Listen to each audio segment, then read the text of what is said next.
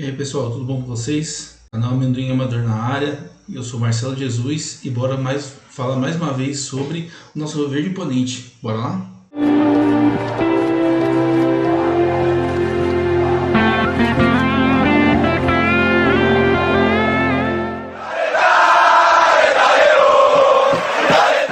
Bom pessoal, então vamos direto ao jogo, né?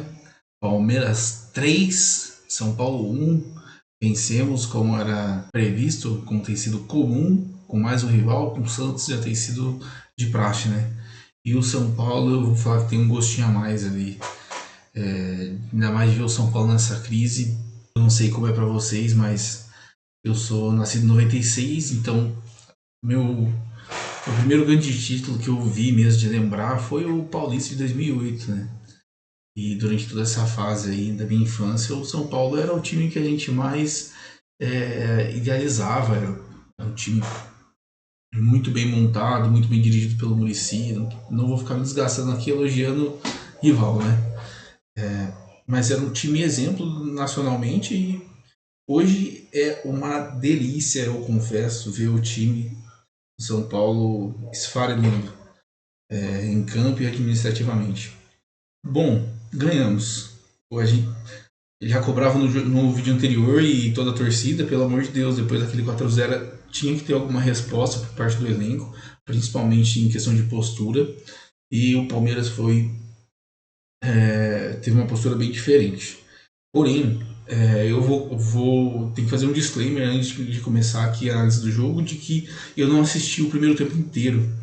Tive um problema aqui com um dos meus cachorros, não estava muito bem, aí tive que parar e acudir, né? E só voltei mesmo no comecinho do segundo tempo, já era 3, 4 minutos de jogo.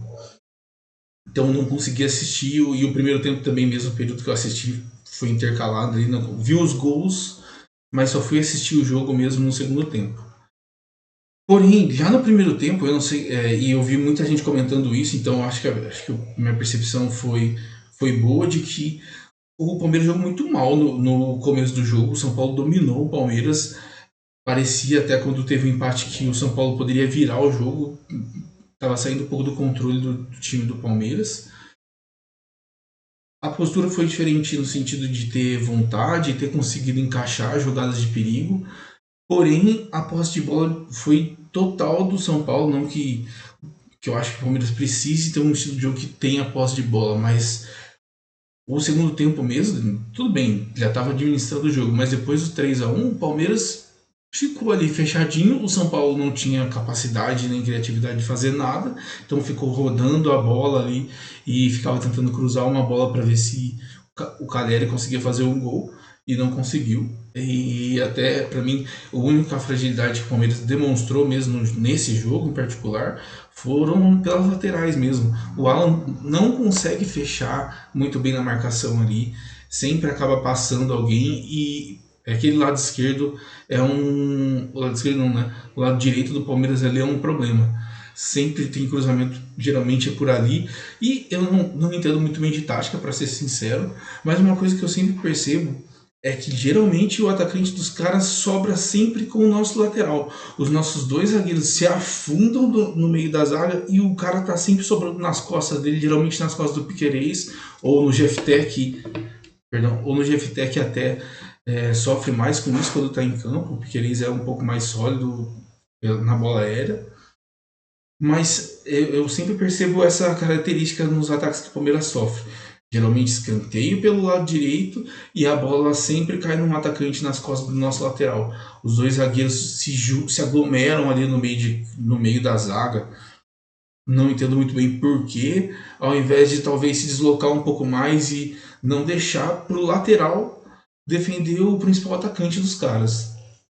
Mas eu não sou técnico nem sou especialista, eu sou eu sou um amendoim amador, eu reclamo de forma amadora.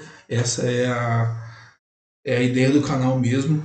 Então é uma coisa que eu vejo, não sei explicar para vocês, mas prestem atenção nos próximos jogos.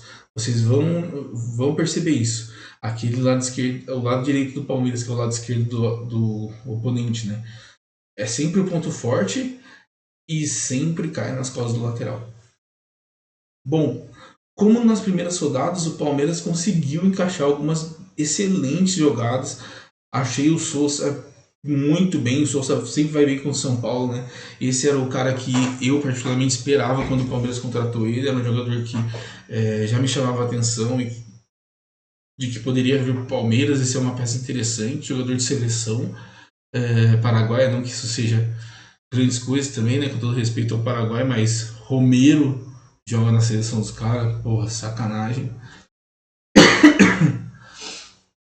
Então, voltando ao Sousa, era esse o jogador que a gente esperava que aparecesse, né?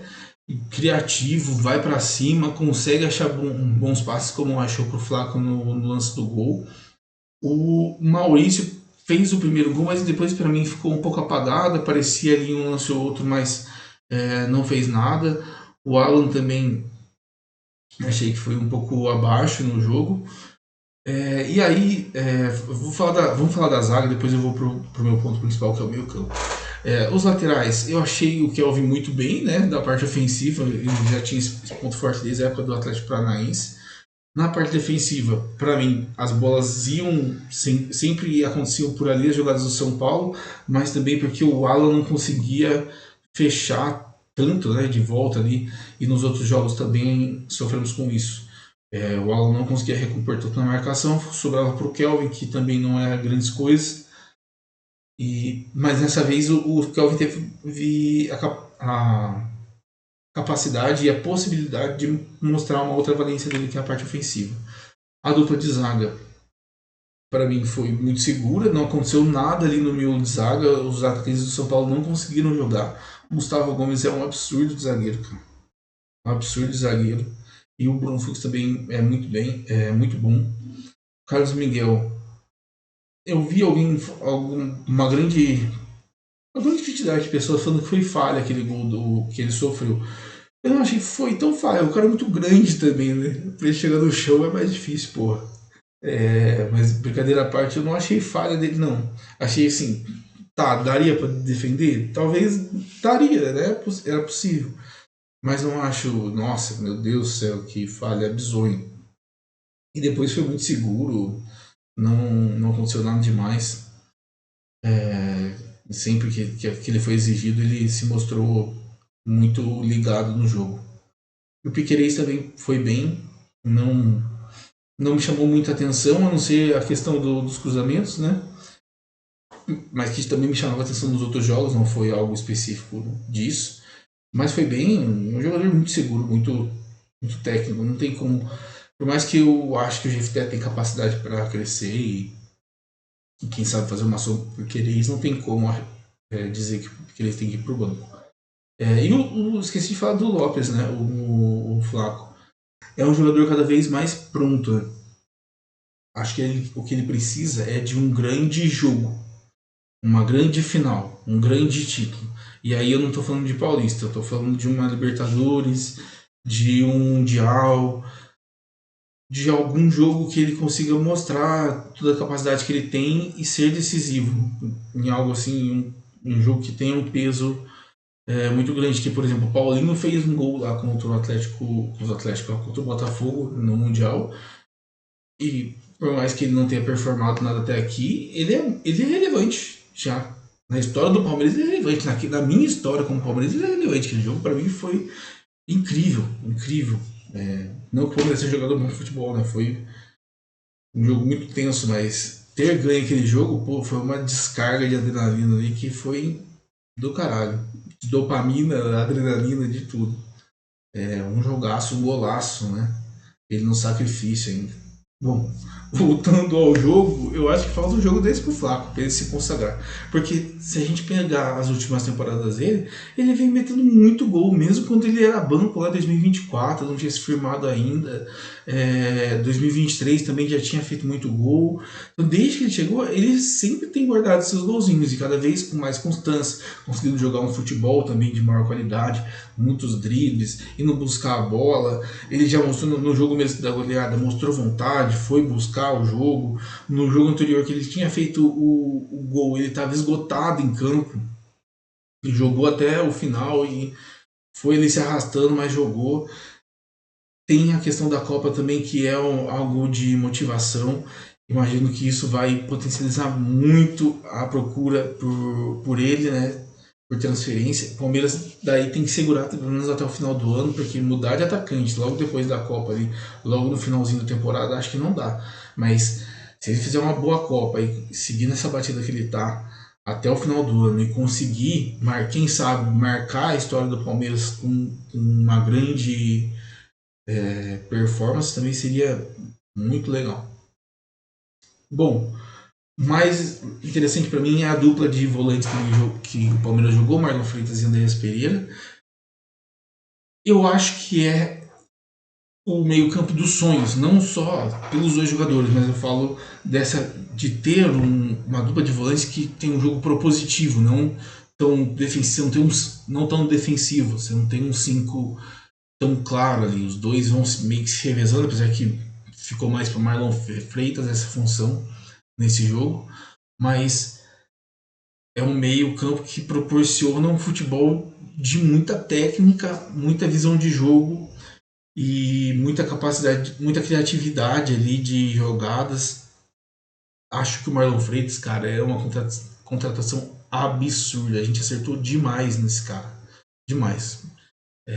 Ele já tinha me impressionado nos outros jogos, não só pela questão da liderança, que chama bastante atenção, mas pela qualidade de passe e visão de jogo que ele tem. E nesse jogo contra o São Paulo, incrível.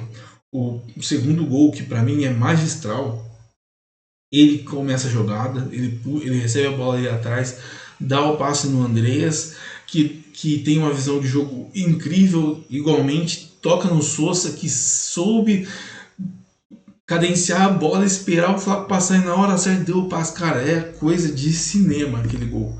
De cinema. E o terceiro gol também, né? Mas o segundo, para mim, é um absurdo. E aí, para mim, o Maurício ali, né, fez o gol, tá até a gente tá vendo ali com nota 7,5. Mas, para mim, ele é um jogador que ele aparece uma, duas vezes no jogo. Ou quando ele aparece muito no jogo, como nas outras partidas do Paulistão, ele é 98% das bolas. Se ele refinar e conseguir, você pode dizer que é ritmo de jogo, eu não acho, mas se ele conseguir refinar esse futebol dele, e principalmente a parte de finalização e de decisão final de jogada, ele pode dar um salto muito grande. Só que daí ele não fica no Palmeiras também. Ou a gente tem que segurar, né? Vamos valorizar o cara, fazer o cara jogar igual o Flávio e segurar o cara. Mas eu não acho que ele é o 10 que o Palmeiras precisa. E eu acho que o Veiga também não é. Eu gostaria de ter o Veiga no banco para ser importante como ele foi em muitos jogos na temporada passada e nas outras também. Eu não acho mais que ele consegue ser o nosso 10 titular. Mas eu não abriria mão de um ídolo como o Veiga. Mas com o futebol que ele tem apresentado também, já falei que eu não acho loucura vender. Então, se o nosso ídolo já não tem capacidade de ser titular e o cara que foi contratado para fazer esse papel ainda não tem maturidade para isso, então temos que procurar algum cara mais velho mesmo, mais experiente, porque daí se ele tem ali mais um último gás para dar na carreira e logo ele vai parar, é a chance que o Maurício tem de se desenvolver para assumir esse lugar. Hoje ele ainda não é. O Veiga também foi emprestado, rodou, voltou e brilhou. Então, pode ser a mesma trajetória do Maurício. Talvez não precise nem ser emprestado, só que tem um outro cara de mais peso para assumir essa responsabilidade. Pode ser o próprio Paulinho. Se o Paulinho voltar, onde você vai encaixar ele aí? Porque aqui, no lugar do Maurício, geralmente joga o Vitor Roque. O Paulinho vai entrar aqui no lugar do Sousa. O Alan vai ficar? Vai colocar o Paulinho aqui? Ou vai inverter o Sousa? Ou vai achar outro cara para colocar aqui? O Facundo, que era realmente um ponta direito, saiu. E a gente ainda não trouxe a posição. Tem o Riquelme Felipe, que também joga nas duas pontas. Ou o Abel pode colocar o Piquerez aqui, que ele gosta de inventar. Não dá para saber, né? Mas assim, esse meio campo aqui é incrível. Mas a questão é, num jogo grande, a gente vai conseguir jogar assim? Ou vai ter que mudar no jogo grande a gente vai ter que mudar a estrutura de jogo e trazer um 5. E quem vai ser o 5? Vai ser o Martins? Eu não confio de forma alguma no Martins. Para mim, um dos piores jogadores do Palmeiras nesse começo de ano. É o garoto lá, esqueci o nome do garoto que até entrou aqui. O... Ou não entrou? Acho que ele não entrou, né? Que é o Pacheco, não entrou. O garoto também acho que não tá pronto. O Palmeiras precisa contratar. O Presuntinho falou lá que tem o tal observando o mercado, em contratações pontuais e que é difícil. Beleza, pai, isso é difícil, mas vamos contratar. Fazer o quê? E é difícil, mas assim, é realmente. Ele não tá mentindo na questão de que é difícil, porque é meio de temporada na Europa. A gente teria que conseguir tirar os caras desses times e eles, né, aceitarem essa. E conseguir achar uma reposição, sendo que a gente já está no final de janeiro. Então é muito difícil conseguir tirar algum grande jogador da Europa. Então às vezes já tem que olhar para a Arábia, para a Turquia, que ainda tem um pouco mais de tempo ali de janela, se eu não me engano, para algum mercado alternativo. Ou assegurar contratações para o meio do ano. Mas o Palmeiras vai esperar até o meio do ano. Tudo bem, eu acho que com esse time a gente consegue passar da fase de grupos da Libertadores com tranquilidade, consegue levar o Campeonato Brasileiro até com certa tranquilidade. Mas e os momentos de decisão? Seja do Paulistão, seja nos clássicos no Brasileiro, no confronto contra o Flamengo. Aí eu acho que pesa muito. E o mercado brasileiro é difícil por essa questão, né, da janela. Mas, porra, isso não foi descoberto hoje, eu não estou descobrindo isso hoje. Muito menos o Palmeiras. Isso já é sabido de décadas. Sempre foi assim. Então já era pra gente estar mais preparado para essa situação. Não tem desculpa. Já era para estar olhando para o mercado, então, lá desde novembro, já preparando e tendo terreno, apesar de que o nosso querido Abel assinou o contrato só no final mesmo da temporada, então não sei o quanto isso prejudicou também a questão de planejamento de mercado e tudo mais. Mas eu acho que com esse elenco não dá pra gente ser campeão. Vai bater de frente com um Cruzeiro, com um River Plate, contra um Flamengo, até um Botafogo. Não sei o que o Textor vai aprontar por lá. Diz que vai aportar mais um dinheiro, não dá pra saber, né? O próprio Galo tem um time. É que o time do Galo nunca vinga, né? Mas é um excelente elenco. Se algum desses times virar e for jogar contra o Palmeiras, eu não consigo confiar que o Palmeiras ganha. Apesar de eu gostar muito da dupla Lopes e Vitor Roque, eu acho que é muito pouco pro Palmeiras viver só dos dois. E do brilho de uma ou outra jogada. O Palmeiras tem que produzir mais. Não quero que o Palmeiras tenha 70% de posse de bola.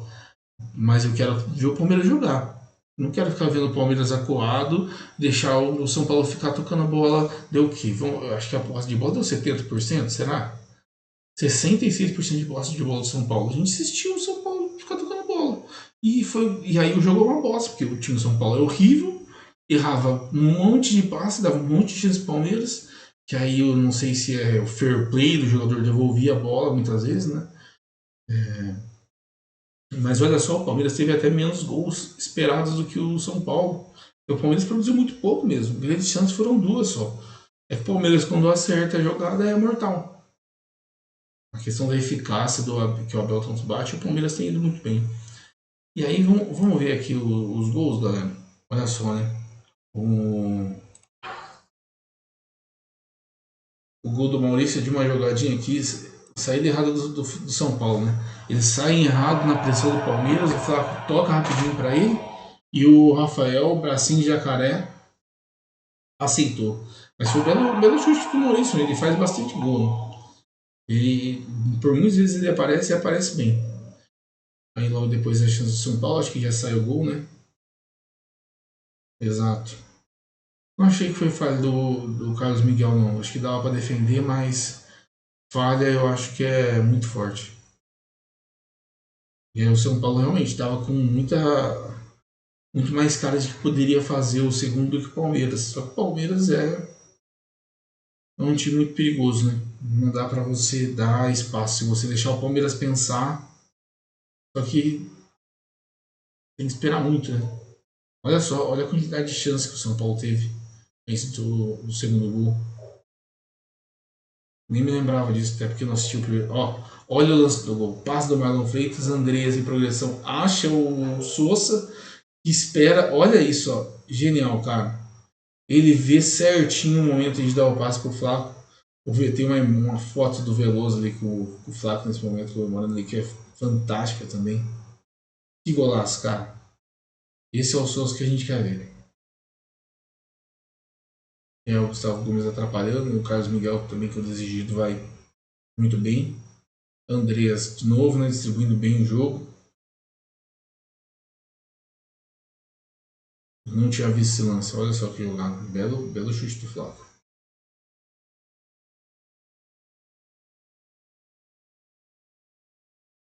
A Ariana Barulho estava com um clima muito legal também, né? Olha aí o terceiro gol. Então aí o Kelvin vai em progressão pelo meio, né?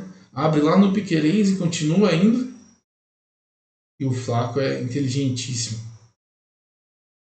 Parece que é meio sem querer, mas é muito pensado, cara. É um movimento que ele sempre faz. Incrível. Não vou ver o resto não. Queria ver só os gols aqui com vocês. Mas é isso, para mim um Palmeiras com uma postura diferente, ligado o tempo todo.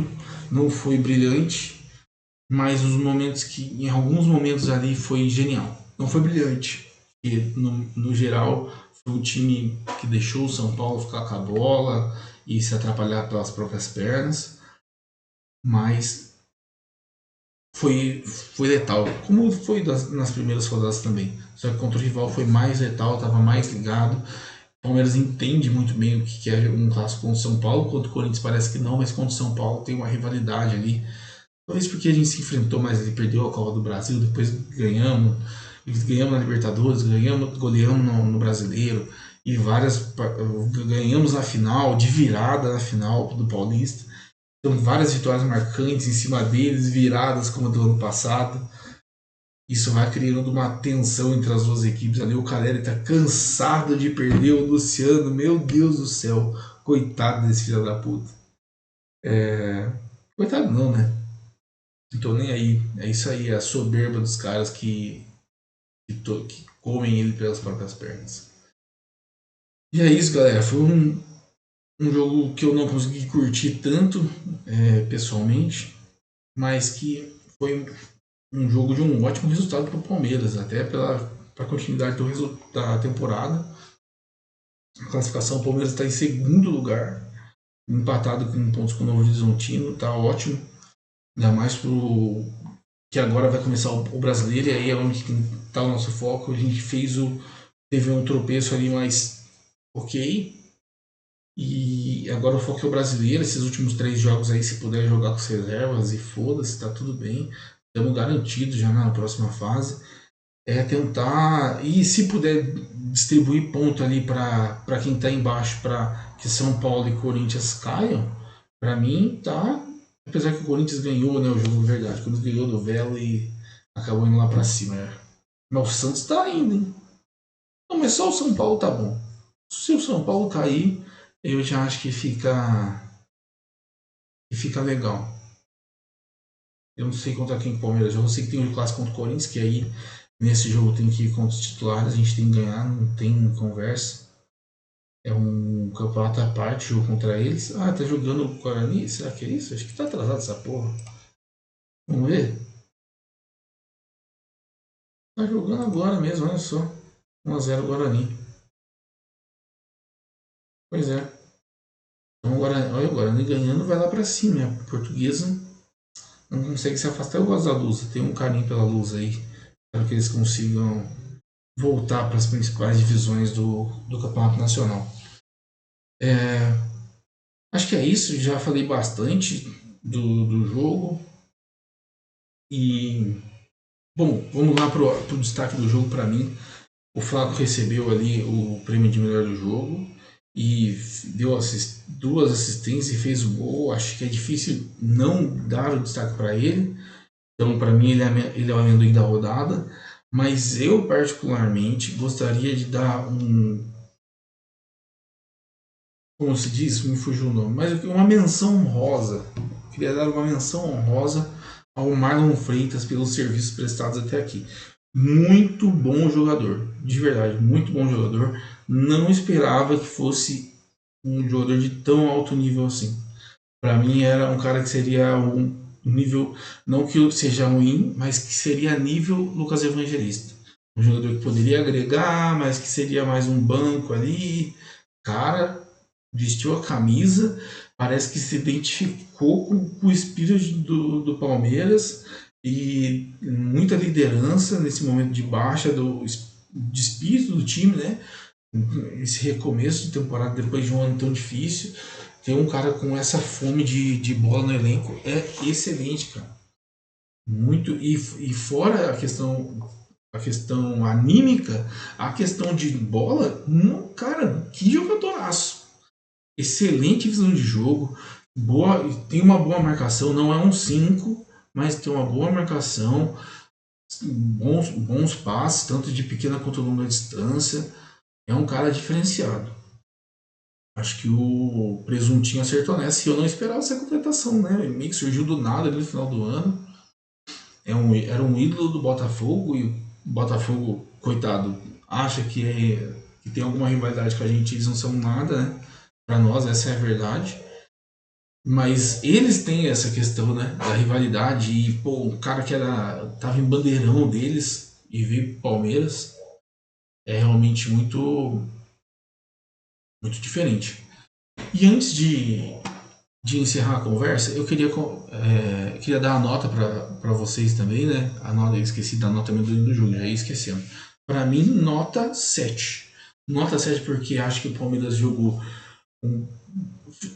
criou, no final das contas, excelentes jogadas que terminaram em gol, com um espírito muito diferente dos outros jogos, veio com uma voltagem um pouco mais alta, ligado, apesar do começo de jogo um pouco ruim, o time conseguiu controlar bem o jogo, mas não é o futebol que a gente ainda espera desse time. Foi um bom resultado num clássico, ganhamos, ok. Tem que melhorar para a gente conseguir seguir e realmente performar nos grandes jogos, que o Palmeiras e São Paulo hoje é um clássico, mas não é um grande jogo. São Paulo é um time muito fraco, gente. E aí que eu não tô falando de questão de rivalidade na zoeira, é um time muito fraco. E aí é por isso que eu queria mostrar para vocês. Fala de. Eu acabei esquecendo que eu queria mostrar para vocês, da fala do Crespo. É isso que eu queria compartilhar com vocês. Isso não é sobre o Palmeiras, mas, meu, que declaração do Crespo. Olha isso, irmão. Cara, o time deles eles estão esfarelando. É bizarro. Vamos lá?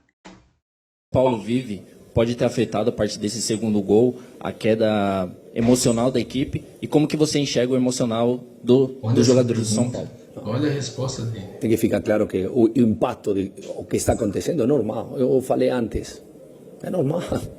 Não pode pensar que o impacto que está acontecendo fora não tenha um impacto dentro do time. Não tem como. Só falando só fala sobre política, né, cara? Que Tem como chegar há meses que não pega salário. Estamos falando de que apenas chega um presidente, que o CEO não tem, que o Muricy foi embora. Então, já estão competindo demais. Então, não tocar o grupo, não tocar os jogadores, não tocar. Eles estão fazendo o melhor possível. Porque eu conheci grupos difíceis. Este é um grupo bom, de boas pessoas, que estão fazendo o máximo, que tranquilamente poderiam dizer, ei, depois que você não me paga 3, 4 meses, pode ir embora. Ou vou começar a caminhar. E este grupo está aí. ¿Por quê? Porque todo mundo está fechado, porque sabe que São Paulo é grande e está passando por o pior momento a sua história. Então, nós estamos aqui, o culpado o quê? É assim. Toca-nos. Todos juntos, gente. Todos juntos. E você também, né? Na sua parte, cada um na sua parte. Para quê? E para tentar sair. E tentar de passar este ano, que vai ser difícil e que sabe que vai lutar. Esquecer o que São Paulo foi e pensar só em 45 pontos. Depois, outro, não. Si llega porque eventualmente o time comienza a hacer otras cosas, vamos a hablar en otro momento. Esta temporada, 45 puntos. Ya falei cuando, 3 meses atrás. La situación pioró. Y ya falei de estos 45 puntos 3 meses atrás. ¿Melhoró? No. Ainda pior. Mas estamos aqui todos juntos, gente. Porque tem aqui no clube muita gente boa e honesta. Muita gente honesta que está difícil, muito difícil. Então, avaliar a situação do time en cuanto a resultados no es justo. No es justo. Es difícil, claro, pues estamos acostumbrados a otras cosas. Pero al mismo tiempo, esto es una consecuencia del pasado. No es una cosa del presente. Vamos a hacer un poco de contas, matemáticas, ¿ok? Temporada. ¿Cuántas competiciones tienen? Normalmente 4. Si la gente no va a Sudamericana, va a Copa Libertadores. Correcto, son 4. Los últimos 10 años, 10. ¿Cuántas competiciones? Son 4, son 40. ¿Sabes cuántas ganó? 2. De 40 competiciones últimos 10 años, São Paulo ganó 2. Porque, no, 2. Porque es la otra, la Supercopa es un juego solo. Estoy hablando de competiciones. 2 de 40 en 10 años. Un Paulistado y una Copa do Brasil. Entonces, ganar en estos 10 años, ¿es una regla o una excepción? Infelizmente, una excepción. ¿Cuál es la idea, el sueño de todo el mundo? Que volte una regla. Pero no está hablando de una cosa aquí. 10 años, gente. Entonces, o quiere ver o no quiere ver. Entonces, en este momento, es ainda peor. 45 pontos. 45 pontos. Crespo, boa noite. Otávio Rocha, Dimensão Esportiva.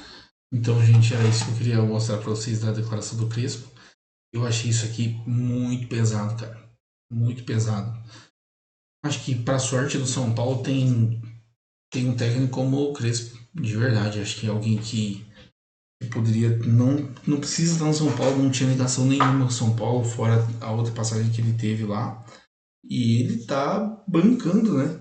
E pelo visto tá tentando convencer a galera. Essa carinha do Crespo aqui também é de quebrada. E eu comentando em cima, aí não dá. Eu vou botar aqui. Bom, é muito pesado. Mas eu acho que o Crespo é um cara de postura pra estar lá. Mas o elenco que ele tem na mão, meu amigo, boa sorte, Crespo. Você vai ter muita dificuldade esse ano. E aí eu não tenho pé no São Paulo, não. Eu quero que se lasque. Mas eu achei pesado. O cara vinha mandar a real assim na lata. É difícil. Mesmo quando o Palmeiras estava na baixa, eu não consigo me recordar de muitas vezes que alguém chegou e mandou a real assim. É algo que tem que ter muito culhão para você chegar e expor assim na real. E geralmente quando as coisas estão bem sustentáveis, né? Na Ponte também as coisas estão bem difíceis por lá. Eles já foram campeões numa crise financeira ferrada, conseguiram sobreviver, mas esse ano aí provavelmente eles vão cair em todas as competições, né? Muito mal mesmo. Bom, mas era isso, galera, que eu queria conversar com vocês. Até acabou ficando bem longo aqui o vídeo, e é um jogo, um clássico, acaba rendendo, tinha muita coisa para falar. Eu demorei para fazer o vídeo também, então provavelmente flopei mais uma vez. É isso aí. Mas até eu pegar o ritmo aqui, as coisas vão ser assim, tá? Quem acompanha, se é que alguém acompanha aqui fora, eu e alguns amigos meus, eu vou estar fazendo com mais frequência, prometo. É um compromisso que eu tenho comigo, na verdade. E eu vou trazer outros conteúdos também bem legais. Já falei sobre isso, sobre a história do Palmeiras. É algo que eu acho... É algo que eu gosto, e aí fica mais fácil para contar e conversar com vocês. Mas é isso. Se você ficou até aqui, se você caiu de paraquedas, curte aí, se inscreve no canal. Eu sempre vou estar trazendo muito conteúdo aqui sobre o Palmeiras. e acompanhamento dos jogos, também postando as prévias, onde você vai assistir, em qual horário. Então se inscreve no canal para você estar acompanhando tudo isso, beleza? E é isso. Avante palestra!